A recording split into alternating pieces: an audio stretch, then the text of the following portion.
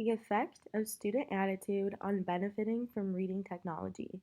From the University of Cincinnati, I'm Elizabeth Kazarek. And I'm Aleki Hawk. According to the National Assessment of Educational Progress, reading average scores of 8th graders across the nation have consistently been below proficient. This graph shows 8th graders' NAEP reading average scores from 1992 to 2019, which is represented on the x-axis. The possible scores a student can receive is represented on the y-axis, going all the way up to 500. Across the graph are dashed lines showing which scores fall into the different NAEP reading score categories, which are advanced, proficient, and basic.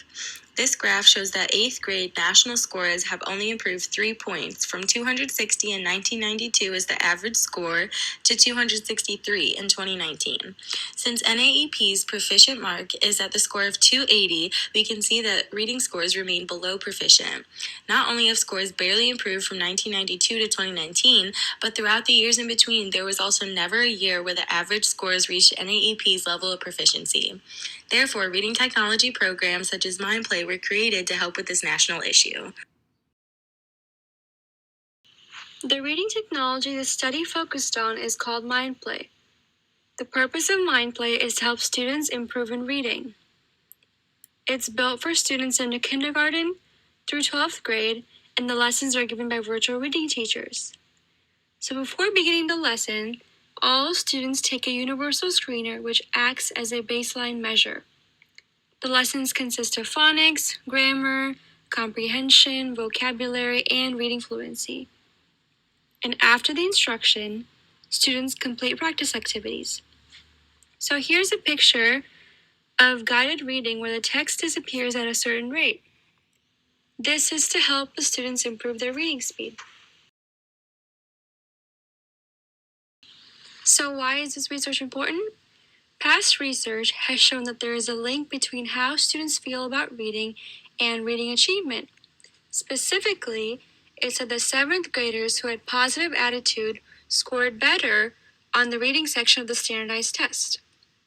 We also found that as students become older, their attitude toward reading decreases. And the reason behind this is because students prioritize other activities over reading. So based on previous research and our interest in MindPlay, we developed our research question.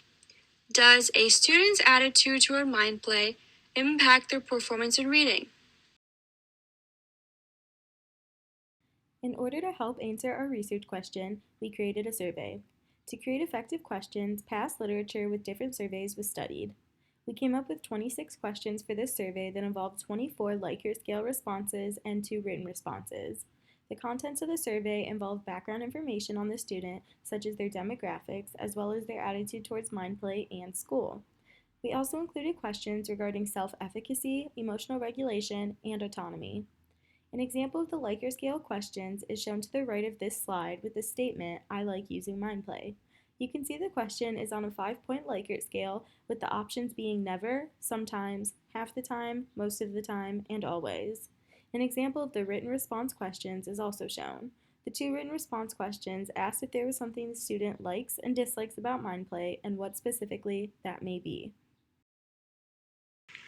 Our participants are from low-performing school districts in Western Ohio. So as you can see, there are 3 overlapping datasets. 1 complete set with all schools and all grades, 1 dataset with 5th, 7th, and 9th grade. These specific grades were selected due to there being a large number of students in each grade level. And the last dataset has 2 elementary schools, 2 middle schools, and 2 high schools.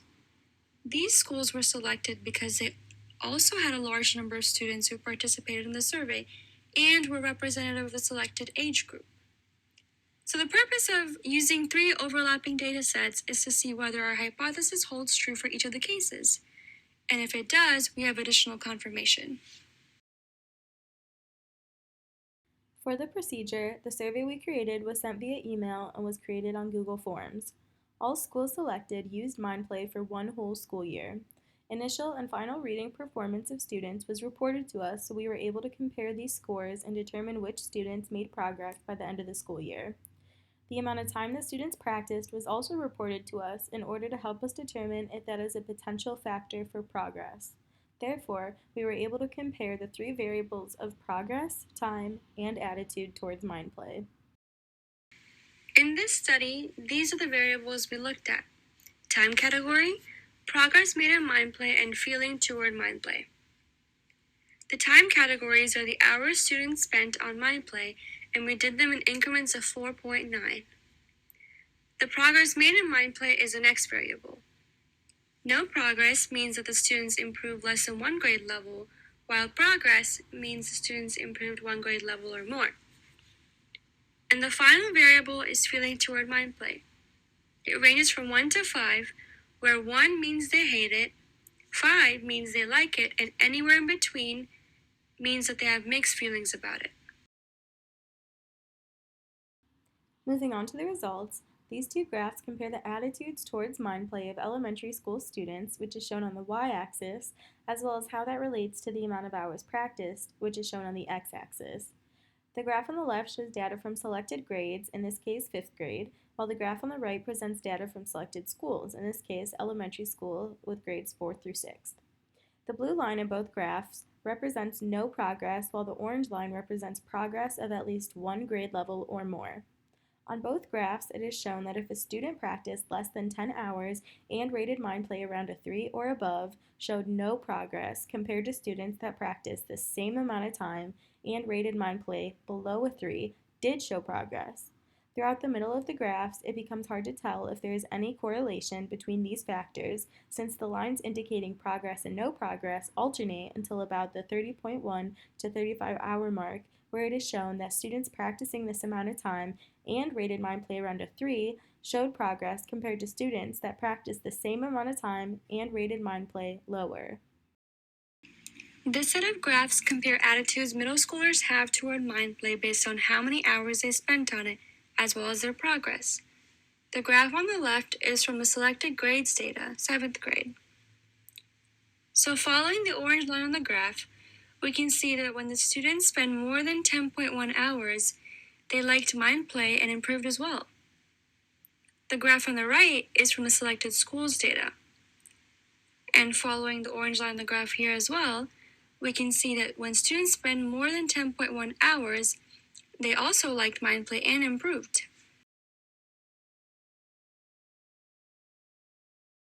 These two graphs compare the progress of high school students based on time practiced and their attitude towards mind play. The left graph shows data from 9th grade, and the graph on the right presents data from 9th and 10th grade. The main similarity between these two graphs is students that practiced more than 40.1 hours were the ones that had the most positive attitude towards mind play.